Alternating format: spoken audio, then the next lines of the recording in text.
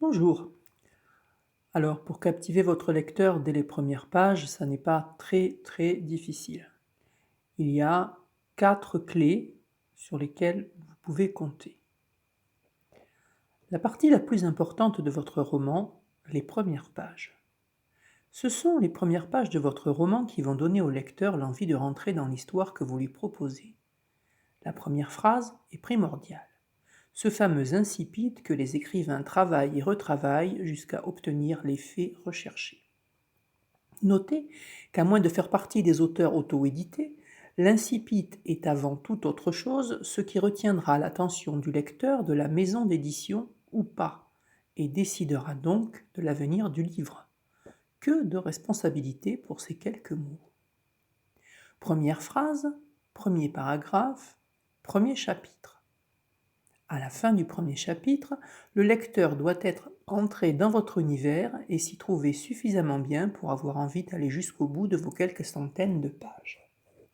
À charge pour vous de maintenir son attention tout du long. Ici, nous ne parlerons que du début. Il existe 4 moyens infaillibles ou 4 clés pour obtenir le résultat souhaité. Faire appel à l'émotion, écrire avec les 5 sens, susciter l'empathie, titiller la curiosité. Les 4 clés en détail. Numéro 1, faire appel à l'émotion dès les premières pages.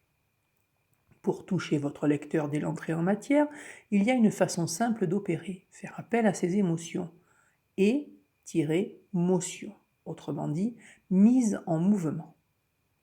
Les 6 émotions de base, reconnues par la psychologie, sont, comme vous le savez, la joie, la tristesse, la peur, la surprise, la colère et le dégoût.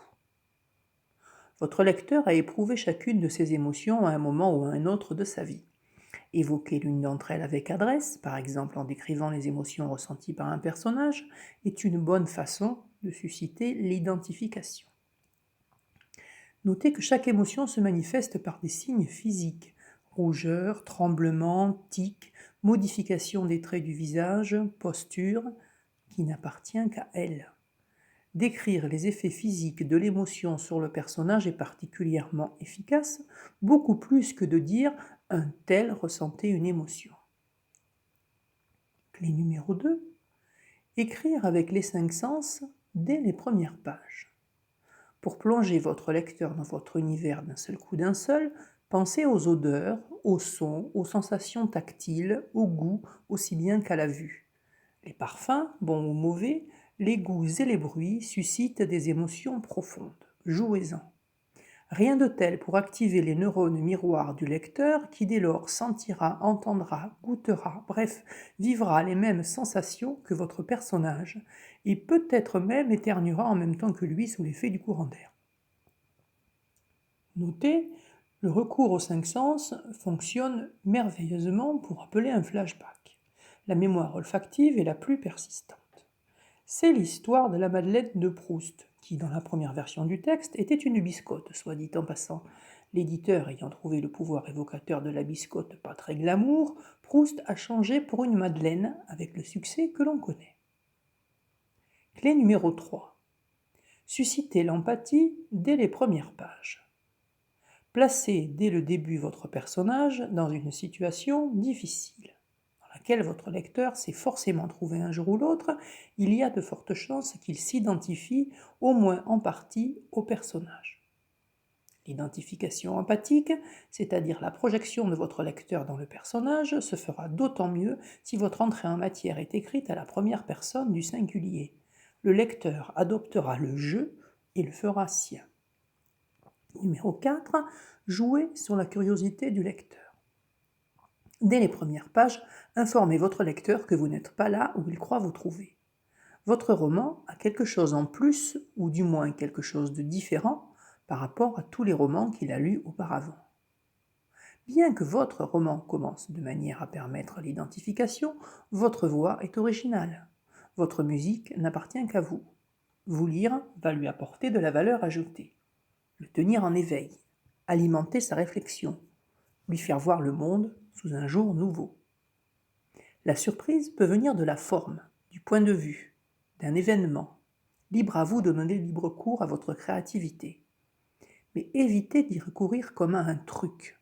Votre voix doit être, votre voix doit être honnête, sonner juste et exprimer votre personnalité. Toute la difficulté de l'écriture consiste à faire croire que le texte coule tout seul. Ces 4 clés qu'utilisent tous les écrivains ou presque. Faites le test. Tendez le bras vers votre bibliothèque et ouvrez n'importe quel roman à sa première page. Lisez. Lequel de ces 4 ressorts est-il utilisé?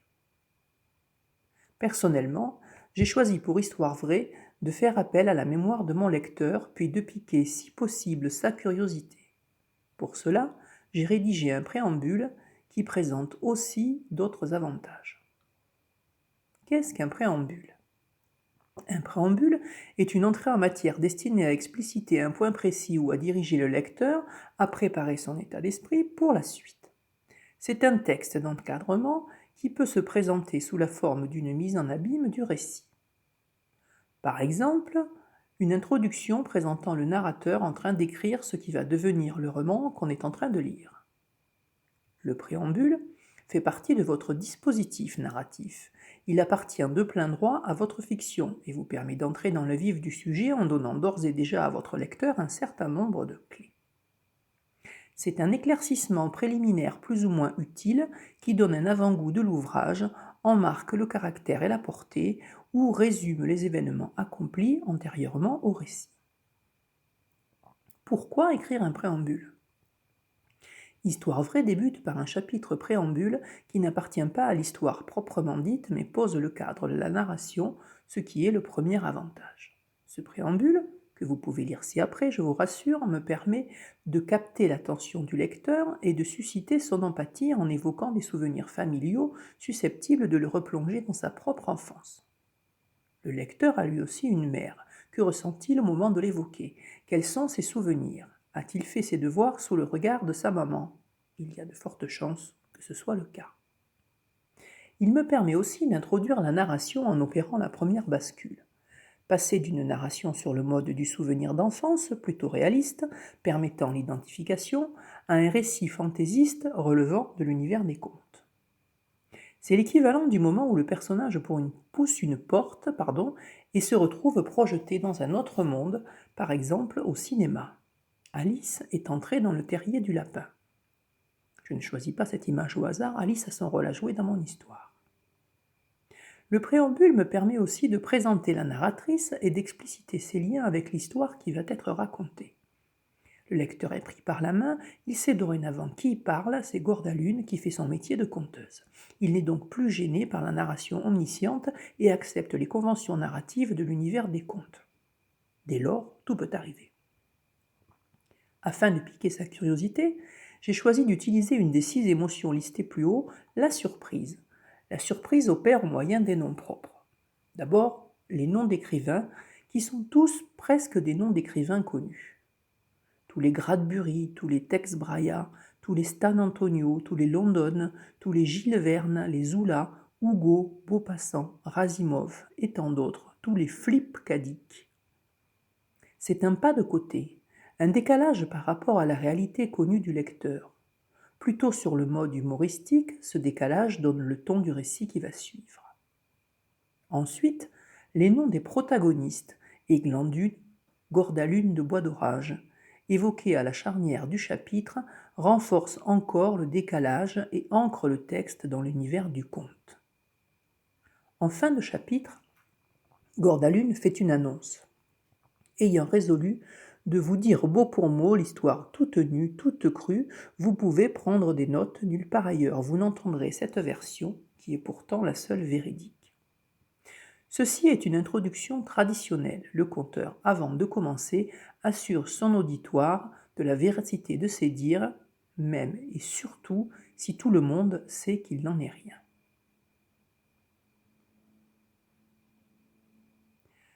Histoire vraie, préambule. Aussi loin que je me rappelle, je revois maman un livre ouvert en main.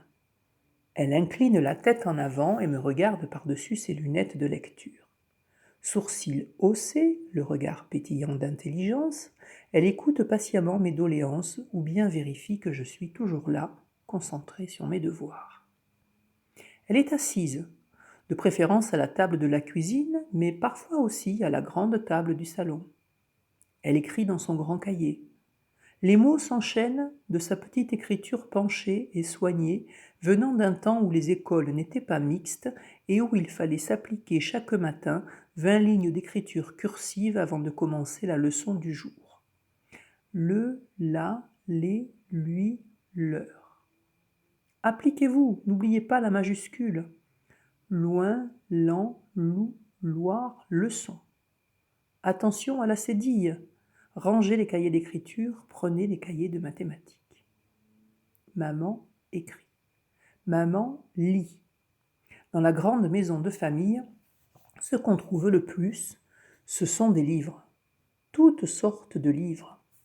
Dans chaque pièce, chaque recoin de fenêtre, à cheval sur le bras de chaque fauteuil, aux toilettes et dans la salle de bain, dans les placards de la cuisine, les armoires des 4 chambres à coucher du premier étage, sur les étagères du couloir, dans le cellier et, par milliers, au grenier, sont alignés, entassés, empilés, stockés, parfois dans un équilibre instable et parfois sagement rangés par collection, des tonnes de livres. Romans, biographies, livres d'histoire et livres d'histoire, contes, essais, recueils de poésie et recettes de cuisine qui se ressemblent parfois, vieux livres d'école, qu'on n'appelle pas encore manuels scolaires, almanachs, pièces de théâtre, les classiques, bandes dessinées qui ne s'appellent pas non plus encore comme ça, on dit illustrés. Des livres reliés, des livres de poche, des livres dorés sur tranche et des albums pour enfants, quelques encyclopédies, 2 ou 3 catalogues, mais surtout des romans, de jeunesse, de gare, de bibliothèque. Tous les Bradbury, tous les Tex Brailla, tous les Stan Antonio, tous les London, tous les Jules Verne, Zoula, Hugo, Maupassant, Razimov, et tant d'autres. Tous les Philippe K. Dick. Impossible à énumérer, les auteurs de la bibliothèque familiale sont de tout poil et de toute figure, se mélangeant sans vergogne, se côtoyant au petit bonheur. C'est pour moi, enfant, comme si je disposais à domicile d'une mine de diamants privés qui contiendrait aussi des filons d'émeraude et de rubis, et d'améthyste, et de saphir, et d'opale, et de tourmaline, et d'aigues marines, et de chrysocolle, et de toutes les autres, des perles de culture, dirait maman. Ma jeunesse est emplie de livres, et maman compile soigneusement ses observations dans son cahier. Elle raconte, comme sa mère, avant elle, et la mère de sa mère encore avant, maman est conteuse de réalité. Quand elle ne compte pas, elle lit, et réciproquement. J'ai hérité de tout ça. La maison, les livres, les cahiers, et plus important encore, les gènes. Je lis, je compte, perpétuant fidèlement cette kyrielle de bonnes femmes de papier qui remonte jusqu'à mon aïeule Églantine, la première dont on se souvienne dans la longue lignée féminine qui aboutit à moi, Gordalune de Bois d'Orage. À ce que j'ai toujours entendu dire dans la famille, Églantine pourtant était dotée d'un profond manque d'imagination, doublé d'un grand sens moral. Jamais elle n'aurait inventé une seule des histoires qui l'ont rendue célèbre. Elle en aurait été bien incapable. Jamais, au grand jamais, elle n'aurait travesti la vérité. S'en tenant à relater fidèlement les péripéties de sa longue vie aventureuse, sans rien omettre, brodant peut-être un peu ici ou là pour une question de style, 3 fois rien. Comme vous le verrez, elle prit une part non négligeable dans les événements qui allaient changer pour toujours la face du monde. À son retour, elle consigna son aventure point par point, afin que la vérité ne se dilue pas dans les méandres de la mémoire et de la tradition orale. Depuis 5 générations, nous respectons scrupuleusement sa volonté en transmettant sa vérité. Pour cette raison, et nulle autre, je suis à même aujourd'hui de raconter la seule histoire qui soit parfaitement vraie. Ne croyez pas que j'y trouve un quelconque mérite. Chacun y va de son petit couplet, reprend sa propre version, fait dire à celle-ci ou à celui-là ce qui l'arrange pour étayer sa conception du monde, mettant dans la bouche des personnages des dialogues stupides ou brillants, animant des marionnettes comme on joue du violon pour tirer de l'assistance, des larmes ou des rires, selon son humeur, et promouvoir une morale qui est, n'hésitons pas à le dénoncer, souvent discutable. Quant à moi, je n'ai tout simplement pas le choix. Bien que mon imagination soit tout à fait fertile, je dois à mon illustre aïeul de transmettre cette histoire telle qu'elle m'a été racontée, sans en modifier une seule virgule. J'ai donc décidé, quoi qu'il m'en coûte, de m'y plier pour l'édification des futures générations, car au bout de cette lignée de conteuses émérites, il n'y a plus que moi qui n'ai enfanté que des fils. Or, les fils ne sont pas capables de transmettre quoi que ce soit sans le dénaturer. C'est plus fort qu'eux. Il faut qu'ils enjolivent, qu'ils amplifient, qu'ils améliorent, qu'ils impriment leur empreinte sur tout ce qu'ils approchent. Mais Eglandune peut dormir tranquille. J'ai résolu de vous dire mot pour mot l'histoire toute nue, toute crue. Vous pouvez prendre des notes. Nulle part ailleurs vous n'entendrez cette version, qui est pourtant la seule véridique. Je viens de vous lire le préambule des Histoires vraies du Bougreloche. J'ai ancré mon récit dans l'univers du conte à l'issue d'une introduction réaliste, présenté la narratrice et le contexte de sa narration, et essayé de donner envie au lecteur d'en savoir plus au sujet des péripéties de la longue vie aventureuse d'Eglandune. J'espère y être parvenu.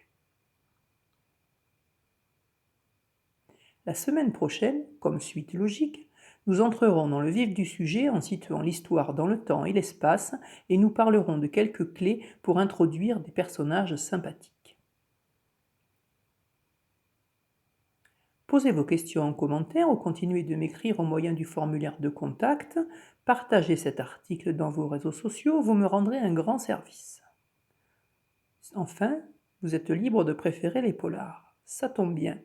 Sur mon blog, vous pouvez aussi lire Toute la lumière, qui est un roman un petit peu différent de celui-là, très différent même, et que j'aimerais